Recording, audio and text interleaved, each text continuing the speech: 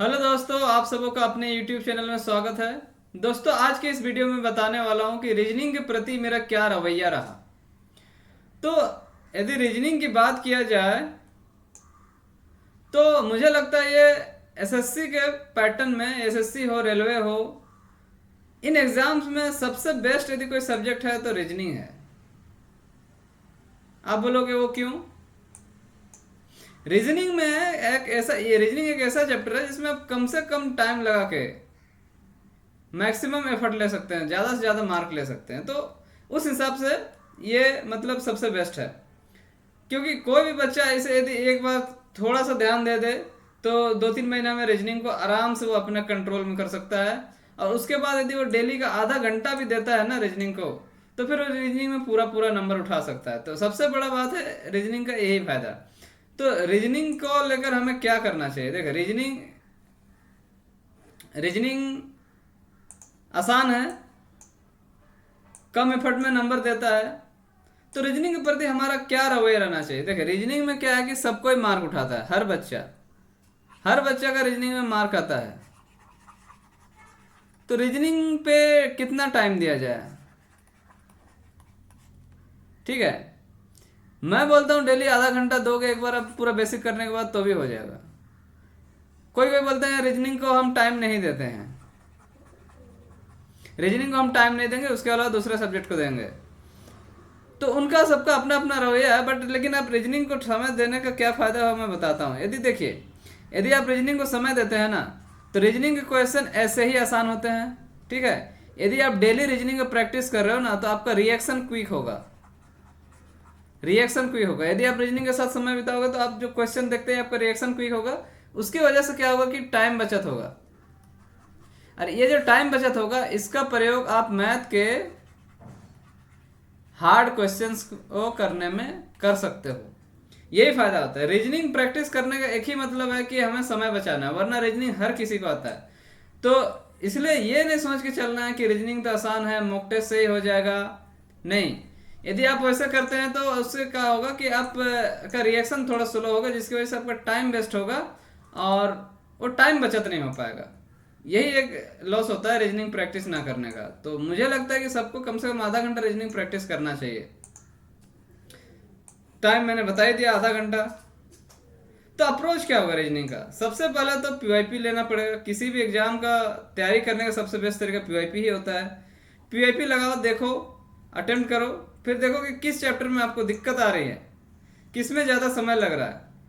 फिर उसका आप जाके यूट्यूब में स्पेसिफिक वीडियो देखो, ना कि आप किसी मास्टर का उठा ले और शुरू से अंत तक मतलब किसी सीरीज में देखने लग गया कि एसएससी रीजनिंग, रेलवे रीजनिंग। वैसे नहीं करना है, आपको पीवाईपी लगाना है।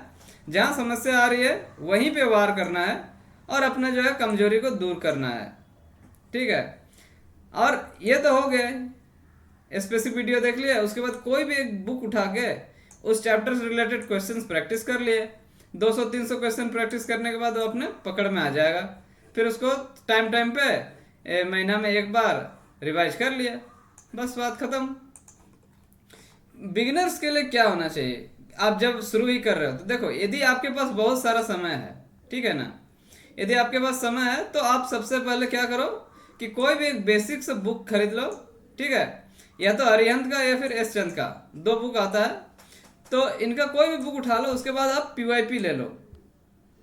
अब पीवाईपी लेने के बाद पीवाईपी में जो जो चैप्टर्स हैं, जिस टाइप के क्वेश्चन पूछे जा रहे हैं, उन क्वेश्चंस को आप यहाँ से लगाना शुरू करो और पीवाईपी को भी लगाओ। समझे? उसके बाद क्या है कि हाँ, और इसे एकदम आराम से करना है, पूरा आराम आराम से, कोई भी हड़बड़ी नहीं, कोई भी अकबकी नहीं। उसके बाद एक बार कंप्लीट होने के बाद ना, सेकेंड राउंड में आप उन्हीं चैप्टर्स को करो जो आपको हार्ड लग रहा है या फिर टाइम टेकिंग लग रहा है। उसके बाद आप मॉक दो। फिर मॉक में देखो कि किस चैप्टर में आपको समस्या आ रहा है।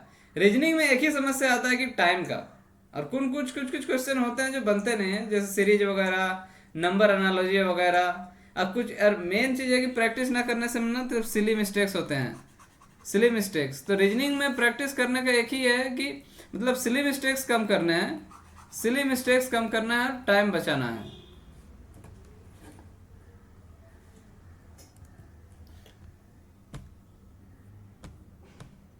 और जो एडवांस है उनके लिए क्या है, देखिए एडवांस वाले तो ऐसे ही वो प्रो है।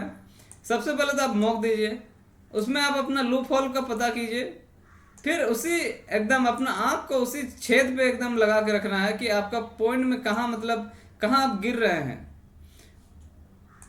और कुछ जो टाइम टेकिंग चैप्टर्स हैं उनको मतलब हमेशा रिवीजन करते रहना चाहिए।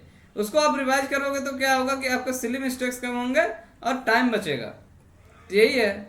तो कितना समय देना चाहिए, मुझे लगता है आधा घंटा, एक बार पूरा करने के बाद आधा घंटा काफ़ी है।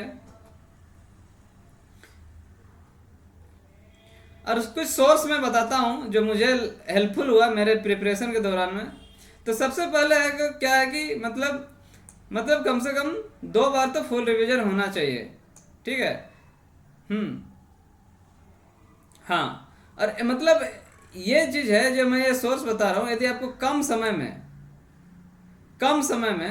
यदि आपको पूरा रिवाइज करना है ना, तो ये एक बुक आता है राकेश यादव का, class notes of reasoning bye Rakesh Yadav. यदि आप ये ले लोगे ना, ये बहुत पतला सा बुक है।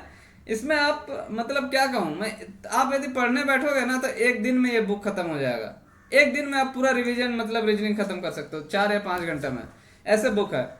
तो ये बुक बहुत ही मतलब अच्छा है रिवीजन के लिए। मतलब कोई यदि रिवाइज करना चाहता है कम से कम समय में तो ये बुक अच्छा है, class notes of reasoning bye Rakesh Yadav. यदि आपको डिटेल पढ़ना है तो अरिहंत का मास्टर रीजनिंग ले लो, एस चंद का modern approach to verbal and non verbal reasoning, इन दोनों में से कोई भी आप एक ले लो। उसके साथ साथ आप पीवाईपी ले लो, ताकि मतलब जो भी मतलब टॉपिक इन बुक्स में नहीं है उनको पीवाईपी से कर लो, और जो भी इनसे जुड़े हुए टॉपिक है उनको थोरोली आप यहाँ से कर लो। इतना काफ़ी है। हाँ, और एक चीज़ है जो बच्चों को परेशान करता है, क्रिटिकल रीजनिंग का सबसे अच्छा मुझे तो सोर्स लगा कि राहुल सर का जो क्लास जो पहले पाठशाला में पढ़ाया करते थे, अभी उनका चैनल है DCA विद राहुल सर। यदि आप इनसे एक बार क्रिटिकल रीजनिंग कर लेते हो तो मुझे लगता है कि आपका क्रिटिकल रीजनिंग का प्रॉब्लम दूर हो जाएगा। उसके बाद बस आप प्रैक्टिस करते रहिए, आपका काम हो जाएगा। कुछ मोस्ट रिपीटेड टॉपिक्स हैं जिनको मैं बता देता हूँ। सिलोगिज्म एसएससी में इतना सारे पूछा जाता है, हालांकि आसान ही होते हैं, लेकिन जो बच्चा शुरुआत कर रहा है उसे एक बार इसमें समय देने की जरूरत है। उसके बाद तो इसमें कोई प्रैक्टिस की आवश्यकता नहीं होती है। फिर ये कोडेड रिलेशनशिप आते हैं, इसमें एक ही चीज़ है कि आपको जितना प्रैक्टिस करोगे उतना टाइम बचेगा। नंबर एनालॉजी आता है, ये क्वेश्चन तो बहुत ही मतलब क्या कहूँ, ये कहो तो एसएससी का सबसे टफेस्ट यदि क्वेश्चन आता है तो नंबर एनालॉजी से आ जाता है कभी कभी। तो ये इस क्वेश्चन आप इस चैप्टर को तो आप हमेशा प्रैक्टिस कीजिए, नंबर एनालॉजी। इसमें 3-3 नंबर का सेट दिया हुआ रहेगा, उसमें आपको एनालॉजी से फाइंड करके एक अलग सेट बनाना होता है। फिर अल्फ़ाबेटिकल सीरीज आता है, ये ABCDEF वगैरह वगैरह। तो ये दो चैप्टर्स हैं जो तो थोड़ा एसएससी में थोड़ा कभी कभी हार्ड पूछ देता है। तो आप इन चैप्टर का, इसमें तो क्या होता है कि बच्चे बना ही नहीं पाते हैं, कभी कभी बना ही नहीं पाते। इसमें एक इसका समस्या होता है कि बना नहीं पाना, इसका समस्या होता है कि टाइम बचाना, इसका समस्या होता है सिली मिस्टेक्स। सिलोगिज्म में बच्चे सिली मिस्टेक कर जाते हैं, या तो ढंग से पढ़ते नहीं हैं, या फिर कभी कभी मतलब समझ नहीं पाते हैं। कोड रिलेशनशिप में टाइम लेट होता है, और नंबर एनालॉजी में बन ही नहीं पाता है कभी कभी, तो इसमें थोड़ा टाइम लगता है। तो इस नंबर एनालॉजी को ना आप हमेशा बाद में किया कीजिए। और अल्फ़ाबेटिकल सीरीज आता है, इसमें भी बच्चा कभी कभी बना नहीं पाता है। तो ये जो 2 चैप्टर है आप बाद में आप सॉल्व कीजिएगा एग्जाम में। ये फिगर सीरीज आता है, हाँ फिगर सीरीज आता है, ये तो आसान सा होता है। जब मैं आपको रीजनिंग का क्वेश्चन करा रहा हूँ तो मैं आसानी से दिखाऊंगा। इसमें एक पैटर्न होता है फिगर सीरीज वाला, ये थोड़ा सा आसान होता है। हाँ, लेकिन आप यदि इसको ढंग से आप मतलब ध्यान नहीं दिए होंगे तो ये आपको मुश्किल लगेगा। तो एक बार आप ढंग से देख लोगे, इसका जो है वो ट्रिक को आप जान जाओगे तो फिर ये बहुत आसान है। उसके बाद कोडिंग वगैरह के क्वेश्चन आते हैं जो उतना भारी नहीं होते हैं, इनको आप थोड़ा सा प्रैक्टिस करोगे। हाँ, इनमें आप नंबर को याद कर लेना, ABCD का कौन सा संख्या मतलब कितने नंबर का है। मिरर इमेज बहुत ही आसान आता है। उसके बाद इसमें तो सिली मिस्टेक का ही खेल है। इसके अगर आप कुछ कुछ ट्रिक्स भी याद कर सकते हो, ज़्यादा तो है नहीं, वही 4-5 गिने चुने होंगे। क्यूब के आप एक बार मतलब शॉर्ट ट्रिक देख सकते हो, कैलेंडर के देख सकते हो, क्योंकि कैलेंडर के क्वेश्चन अब एसएससी में आने लगे हैं, पहले नहीं आते थे। तो क्यूब का, हाँ क्यूब का बहुत सारा क्वेश्चन आता है। तो क्यूब का उल्टा फेस निकालने वाला जो शॉर्ट ट्रिक है ना, ये आपको याद रखना पड़ेगा। और कैलेंडर के शॉर्ट ट्रिक्स आपको याद रखने पड़ेंगे, या तो समझ के या फिर शॉर्ट ट्रिक के, आप जिस तरीके से भी कर सको, ये आपके ऊपर डिपेंड करता है। और मेंस के लिए कुछ जो मस्ट रिवाइज टॉपिक्स क्या हैं, वो है क्रिटिकल रीजनिंग। ये तो ऑब्वियस सी बात है, राहुल सर के पास जाइए, आपका समाधान खत्म। डाटा सफिशिएंसी का प्रैक्टिस करते रहना पड़ेगा आपको। ये डाटा सफिशिएंसी का क्या है कि डाटा सफिशिएंसी में तो इन्हीं सारे क्वेश्चन से मिला जुला के आते हैं। इसमें बस वही रहता है कि मतलब आप इसके लैंग्वेज को कितना अच्छे तरीके से पढ़ते हैं। ये डाटा सफिशिएंसी के क्वेश्चन में कुछ खास चीज़ें होता नहीं है। इसमें एक ही चीज़ है कि आप क्वेश्चन को जितना मतलब बारीकी से सावधानी से पढ़ेंगे, आपका क्वेश्चन सही होने का चांस उतना ही ज़्यादा है। तो बच्चों का एक ही गलती होती है इसमें कि क्वेश्चन को आप अकबका के पढ़ जाते हैं, क्योंकि देखते हैं क्वेश्चन बहुत बड़ा है तो पढ़ने में थोड़ा जल्दबाजी कर जाते हैं। एक गलती, एक थोड़ा आप एक वर्ड को ढंग से नहीं समझे कि पूरा क्वेश्चन गलत हो जाता है। ऑर्डर और रैंकिंग, इसमें आप प्रैक्टिस करेंगे तो आपका टाइम बचेगा। ये तो आप ऐसे बनाने का तो बना ही पाओगे।